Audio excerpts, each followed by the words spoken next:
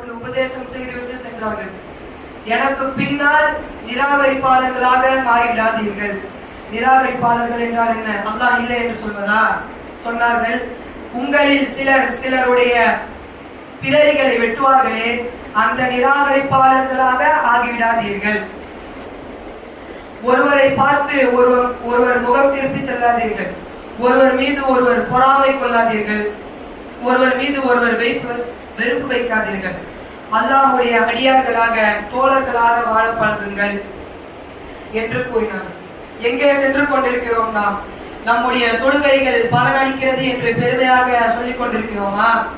ஒரு அடியானுக்கு துரோகம் செய்துவிட்டு ஒரு அடியானோடு உறவை முறித்து கொண்டு ஒரு அடியானுடைய உரிமையை பறித்து கொண்டு வாழும் நிலையில் நம்முடைய தொழுகை பலனளிக்குமா? நம்முடைய நோன்புகள் பலனளிக்குமா? அப்படிப்பட்ட நிலையில் நம்முடைய எல்லா இபாதத்துகளும் ஓரமாக சென்றுவிடும். நாளை மறுமையில் அல்லாஹ்வுக்கு முன்னால் நின்று இந்த அமல்கள் இவனுக்கு கிடைக்க வேண்டுமா அல்லது இவனால் பாதிக்கப்பட்டவனுக்கு கிடைக்க வேண்டுமா என்று தீர்ப்பு வழங்கப்படும் வரை காத்திருக்கும். அந்த அடியாரிடம் சென்று மன்னிப்பு கேட்டு அந்த பிரச்சனையை தீர்க்க வேண்டும். அவருடைய உரிமைகளை ஒப்படைக்க வேண்டும். அப்படி செய்யவில்லை என்றால் நிச்சயமாக நாளை மறுமையில் தப்பிக்கவே முடியாது. எப்பேற்பட்ட ஆளாக இருந்தாலும் சரி, அது யாராக இருந்தாலும் சரி, நபியாக இருந்தாலும் சரி, அல்லாஹ் இதை தெளிவாக சுட்டி காட்டுகிறான். மோசடி செய்வது ஒரு நபிக்கு அழகல்ல. எவர் மோசடி செய்வாரோ அவர் தான் செய்த மோசடியுடன் மறுமையில் எழுப்பப்படுவார்.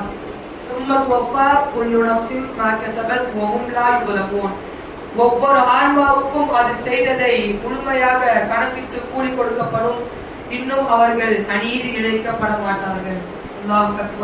அல்லாஹ் எப்பேற்பட்ட எச்சரிக்கை செய்கிறான் பாருங்கள். இன்று தொழுகையில் பேணுதலாக இருக்கிறோம், நோன்பில் பேணுதலாக இருக்கிறோம். யாராவது ஒரு அரை நிமிடத்திற்கு முன்னால் நோன்பு திறப்பார்களா? சொல்லுங்கள் பார்க்கலாம். ஹஜ் உம்ராவில் பேணுதலாக இருக்கிறோம். ஆனால் இன்று அந்த பேணுதல் எங்கே போய்விட்டது?